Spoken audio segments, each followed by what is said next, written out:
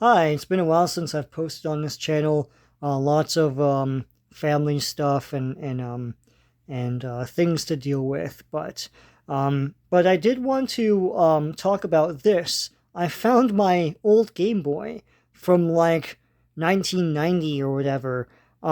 This is the original one. This isn't some sort of emulation or something. I know a lot of people post about some sort of refurbished version that they get, but this is the actual Game Boy. Dot Matrix with stereo sound. Of course, the Game Boy is the famous Nintendo handheld system. It came out around the same time as the Atari Lynx. The Atari Lynx was a color system. This was a spinach green system. Here's the back. Here's the serial number. I have some batteries in there. It's four double A's. This was a fairly chunky system. It's not as sleek as even your phone, but it did the job. So let's start it up.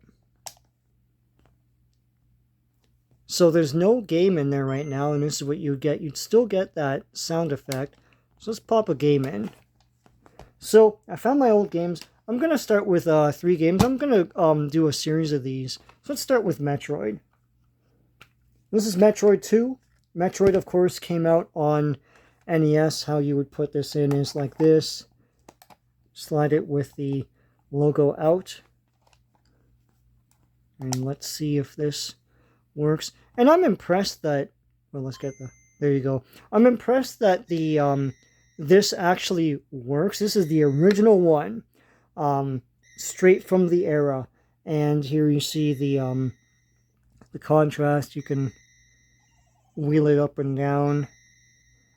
There's a sound.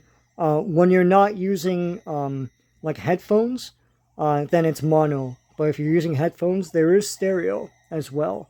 The standard A/B hard plastic. These were more rubber and they still hold up. Select and start. This is the standard crossbar directional pad. You know, it had, I think, rubber behind it, but it's pretty good. So let's start. I think I have some stuff saved on here. I would be surprised if the battery works on the save. But let's start. I don't know if you can see that properly. So here's what the Game Boy looked like. I'm shooting if you can't tell. There you go. I'm playing this through the phone here. There you can go underneath. Metroid 2 was a fairly deep game. I mean, it's the typical, what we call nowadays Metroidvania. But yeah, you'd go on a quest and go through these caverns and shoot guys as you go and map out where you're going and figure out how to get to your goal. And there's bosses and everything. Of course, this is the sequel to the NES game. They put the sequel on the Game Boy.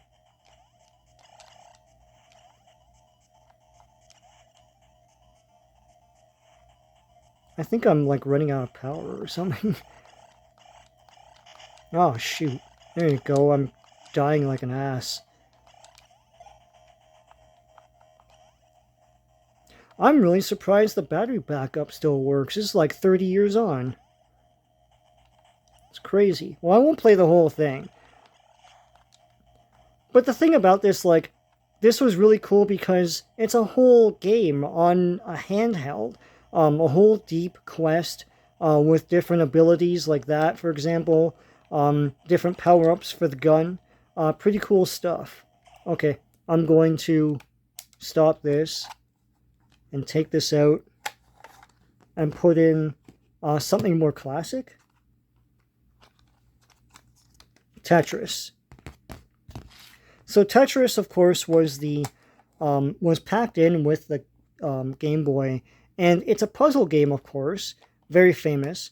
But the thing about this was a system seller. You got Game Boy to play Tetris, and it appealed to everybody. It appealed to you see the copyright's 1989 there.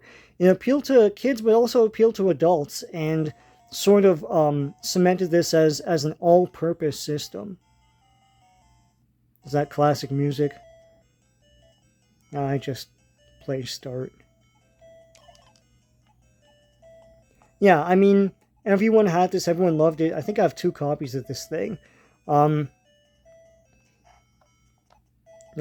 I didn't even... I'm playing this through the phone, guys.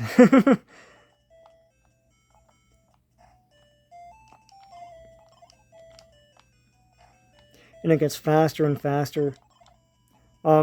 Yeah, this appealed to everyone. I mean, my parents could play it, my aunts and uncles can play it, my cousins could play it, and it really sold this system, and everyone else had a version of this. There was, I can't remember what it was called for the Sega Game Gear. There's a version, what was it called, Columns or something like that? I can't remember.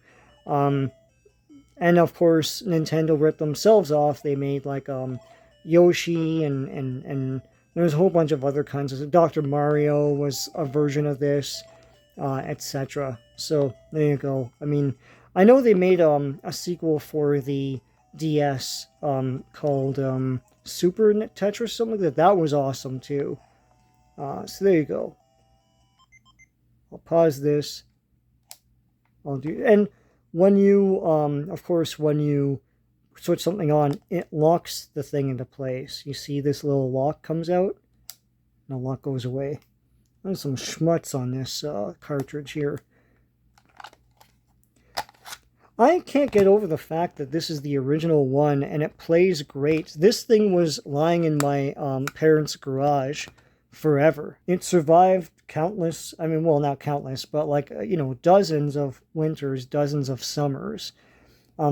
So, lastly, and I'll continue with this with other games in future, but we're going to play Super Mario World, Super Mario Land 2, the sequel to the Game Boy Super Mario Land, where they played it safe and made everything look like the original Super Mario Brothers game.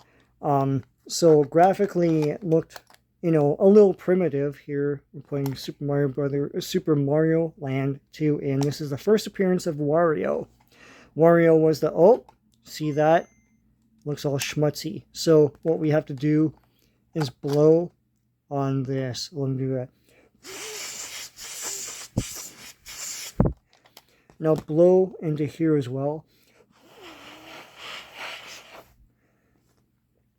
Let's see if that does the trick.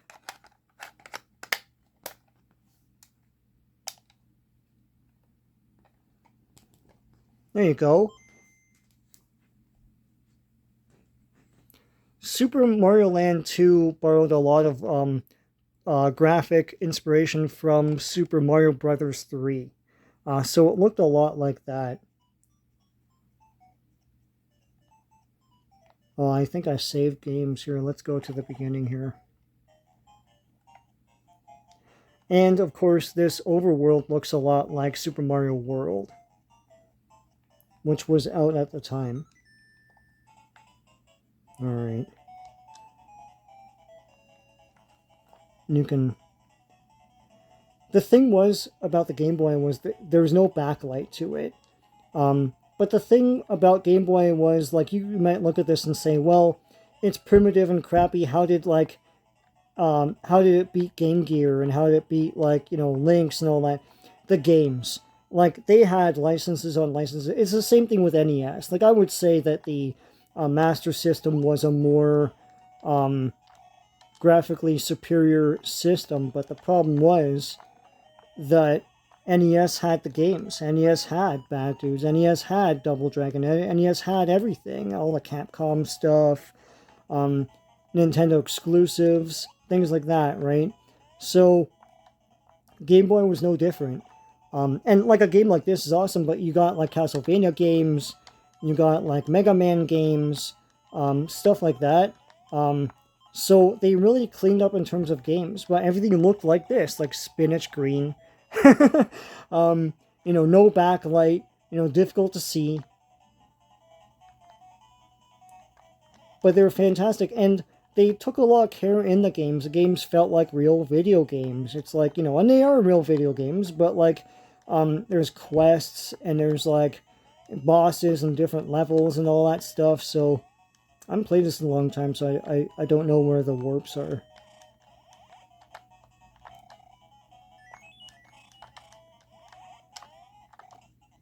right, assholes. Let's go.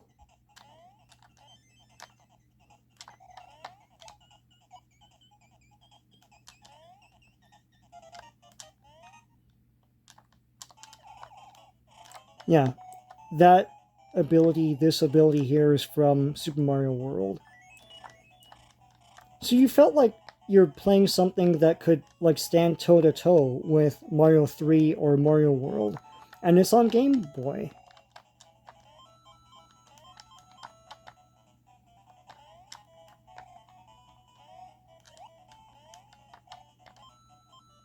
Oh, knew that was gonna happen.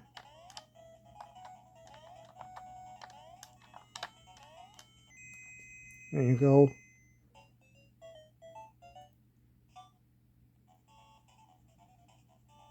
Oh, bonus game. I didn't get anything.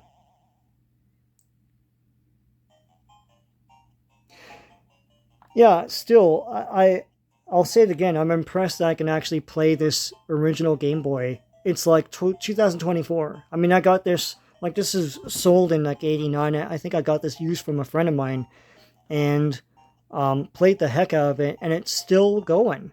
You know, it's still good. So I hope you like this jaunt through these 3 games on Game Boy. I'll dig up some more from my collection I just found just now, buried in my parents' garage for decades, literally. I didn't even know what I did with this. And then I found these. I'm like, oh my gosh, it's so great. So I'll play some more games, just like play through them and talk about them and stuff like that, in future.